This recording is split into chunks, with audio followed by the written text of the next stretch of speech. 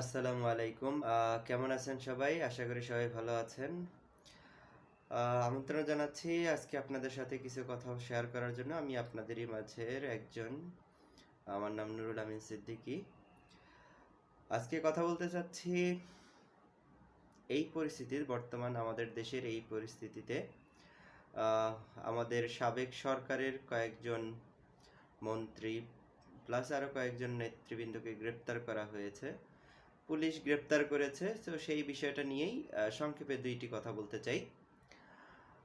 প্রথমত হচ্ছে যে পুলিশকে ব্যবহার, আমরা বিগত আওয়ামী লীগ সরকারকে দেখেছি পুলিশকে তারা কিভাবে ব্যবহার করেছে।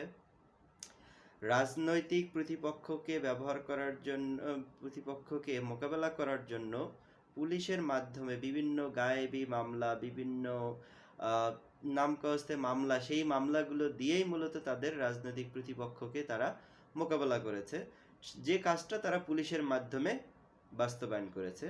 তো ঠিক তেমনি আমরা গতকালকে যখন সাবেক সরকারের আইনমন্ত্রী এবং প্রধানমন্ত্রীর উপদেষ্টা কে গ্রেপ্তার দেখেছি, তখন তাদেরকে যে গ্রেপ্তার করা হয়েছে, যে মামলাটির কথা উল্লেখ করা হয়েছে পুলিশের, যে নিউ মার্কেট থানার অধীনে একটি মামলা হয়েছে, যে গাড়ি পোড়ানোর মামলা।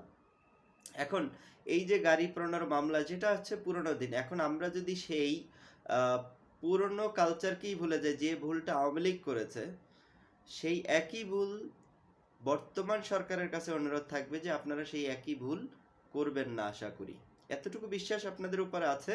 তারপরও আপনাদের উদ্দেশ্যে এটা, যে এই ধরনের যে রাজনৈতিক খেলা, এটা রাজনৈতিক সরকারের কাজ হতে পারে।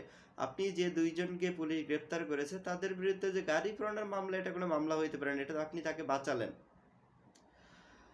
তো কথা হচ্ছে যে আপনি তাহলে কি করেন? পুলিশ এই কাজগুলো কেন করে? শুধুমাত্র তাদেরকে সেভ করার জন্য। কারণ সে তো নিজে এসে গাড়ি পোড়ায় নাই, বা নিউ মার্কেট এরিয়ায় এসে সে গাড়ি পোড়ানোর জন্য কাউকে বলে নাই। তো এইটা কোনো মামলা আসলে হতে পারে না। তাদের নামে, এই যে দুইজন ব্যক্তিকে গ্রেপ্তার করেছে তাদের নামে অসংখ্য অভিযোগ আছে। আমরা যদি আইনমন্ত্রীর কথা বলি, তিনি আইনের অপব্যাখ্যা করেছেন। তিনি তার আইনমন্ত্রীর পদাধিকার বলে তিনি অনেকে বিভিন্ন জায়গায় নিয়োগ দিয়েছেন। আবার যদি সাবেক উপদেষ্টার কথা বলি, বাংলাদেশের ব্যবসায়িক সেক্টরে বা অর্থনৈতিক সেক্টরে বিভিন্ন ব্যাংক থেকে টাকা লুটপাট, অর্থ পাচার, এসব কিছুই আছে। তাহলে সেই ধরনের কোনো মামলায় তাকে গ্রেপ্তার না দেখিয়ে গাড়ি পোড়ানোর একটি মামলায় তাকে গ্রেপ্তার দেখানো, এটা তো সেই পুলিশের পুরনো কালচার, যেটা পুলিশকে বিগত সরকারগুলো পুলিশকে ব্যবহার করেছে। ঠিক একই কালচার দেখতে পাচ্ছি।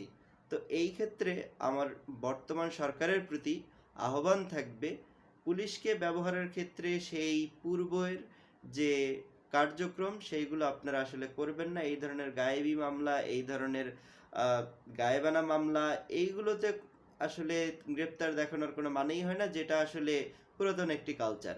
অনুরোধ থাকবে তাদের বিরুদ্ধে অবশ্যই, যাদেরকে আপনি গ্রেপ্তার করতেছেন তাদের বিরুদ্ধে স্পেসিফিক অনেক অভিযোগ আছে, আপনি সেই মামলাগুলো দায়ের করেন, তার এগেনস্টে তাদেরকে গ্রেপ্তার করেন। ঠিক আছে, পুলিশের আসল শক্তিটাকে দেখান। কিন্তু এইভাবে যদি পুলিশকে ব্যবহার করেন, যেগুলো বিগত সরকারগুলো করেছে, তাহলে এই পুলিশ সার্থক হবে না। এই পুলিশের যে সংস্কারের কথা বলা হচ্ছে, এই পুলিশের ঘরের ভিতরে সাধারণ মানুষ, ছাত্র জনতা, সবার তরফ থেকে যে সংস্কারের কথা বলা হচ্ছে, সেটা আসলে এটার মাধ্যমে আসবে না। তাই পুলিশকে কিভাবে ব্যবহার করবেন, এই ব্যাপারে একটি কনক্রিট কোড অফ কন্ডাক্ট বলি অথবা রুলস অ্যান্ড রেগুলেশন বলি, সেটা মেনটেন করা উচিত। আশা করি আপনারা এই বিষয়ে এই বিষয়টাকে বা এই দিকটাকে নজর দিবেন। ধন্যবাদ সবাইকে। ইনশাল্লাহ দেখা হবে আগামী কোনো কথায়। সালাম আলাইকুম।